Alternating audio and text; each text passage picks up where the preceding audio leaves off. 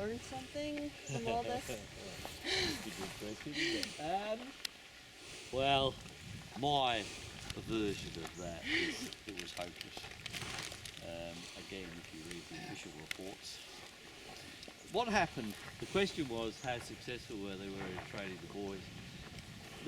It depended on the time. There were three boats that came from Britain.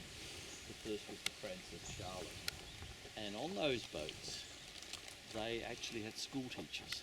And this is 1834. And the Education Act in Britain wasn't until 1870. So it was quite an enlightened thing to put teachers on the boats. But unfortunately, when they arrived here, we had 800 boys, and there was only one teacher, and he was a drunk anyway. And of course, they didn't keep up with their literacy. So it's all like that. And as I talk, you'll get some other examples of how it was all of the best intentions. That was what it was really about. And there's no doubt that some boys learned trades. Where we're standing here, it's difficult to imagine, I know, but we're in the middle of a school for boys. There were 800 boys here. Just here was the tailor shop, over there shoemaking, over there woodwork, over there that's where the boatyard was. There were 20 different trades, including coopering, stonemason work, bookbinding, all the catering trades, all the building trades. It was so but the thing that happened here, and they never really got on top of it, was that they were always being overwhelmed. The first thing the boys did when they came here was they actually had to build the buildings.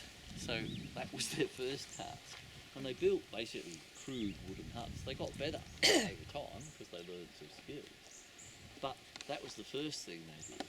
But what would happen is that, you see, there's no mobile phones, there's no satellite technology. They didn't know when any boats were arriving, so nothing had happened for 3 months. And then, crikey, so there might be 3 boats.